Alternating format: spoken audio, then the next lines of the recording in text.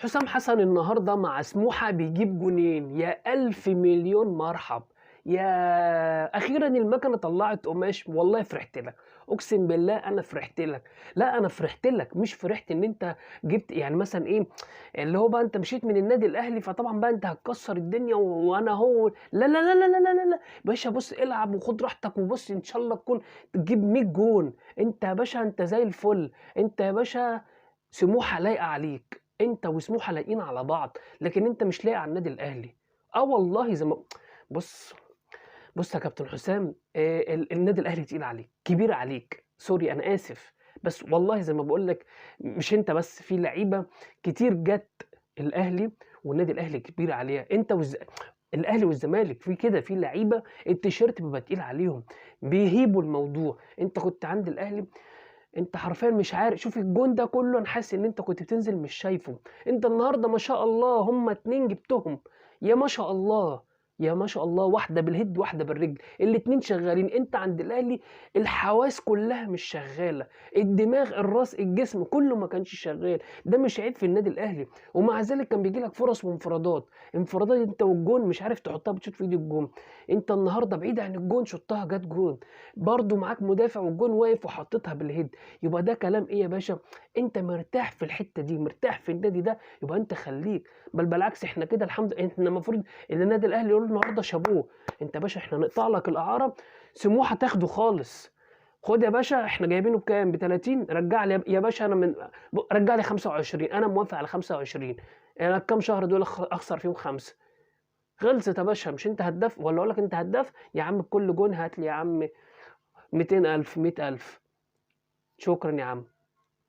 كده يا باشا ما بُص يعني أنا مش عايز بس يعني أتَّك على اللاعب أوي، بس والله يا جماعة زي ما باقول لكم أدي الراجل أول ما راح سموحة ورجع نوّر تاني. هو في كده يا جماعة لعيبة هي كبيرها الفرق سموحة، اتحاد بقى، إسماعيلي، غزل المحلة، إنما إن هي تيجي النادي الأهلي أو الزمالك كبير. يعني هو بيهيب الموضوع. هو وبعدين في لعيبة بيبقى هي حلمها كلّها إن هي تيجي النادي الأهلي، أو حلمه إن هو يروح نادي الزمالك، فبييجي بيروح بعد كده خلاص أنا حققت حلمي، أنا حققت حلمي، أنا مش عايز حاجة تاني. هو ده بقى محدود التفكير، هو تفكيره خلاص أنا عملت اللي أنا عايزه، خلاص خلصت. ألعب بقى ما ألعبش بالعكس، بالعكس محمد صلاح عمل إيه؟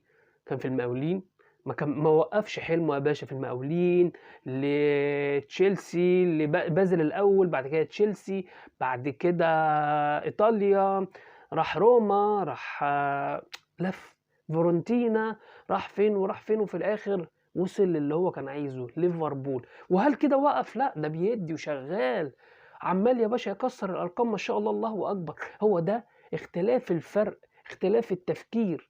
هو ده المفروض اللعيبة تكون عندنا كده. أنت حلم حياتك تروح النادي الأهلي والنادي الأهلي جابك، المفروض أدّي له بقى، أدّي له وأكسّر الدنيا وأبقى بُص حاجة كده ما لهاش حل. زي مين يا باشا تاني؟ زي تريزيجيه.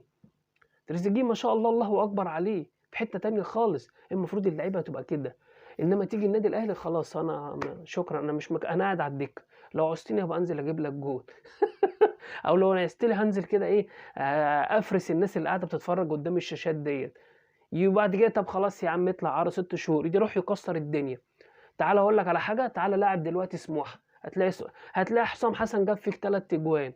إيه يا عم حسام؟ أنا أهو يا باشا ده العيب فيكم أنتم. إزاي؟ هو كده، أنا شغّال وزي الفل. وهتلاقي الناس كلّها بيقول لك إيه، ده كانش بقى مرتاح في النادي الأهلي، ده ما كانش حد بيودّي له كِوَر. لا، لا، لا، لا، لا، لا. في لعيبة من مصر النادي الأهلي تيشيرت النادي الأهلي وتيشيرت نادي الزمالك تقيل عليهم. بس أحب أقول كابتن حسام مبروك عليك، هدفين جُمال جدًا، استمر في سموحة ربنا يوفقك بإذن الله، وتعوّض الفترة اللي أنت قعدتها في النادي الأهلي، ربنا يكرمك ويخلّيك بقى في سموحة لحد ما تعتزل. نورتنا الشوية دول يا كابتن حسام، أشوفكم دايمًا على خير، سلام.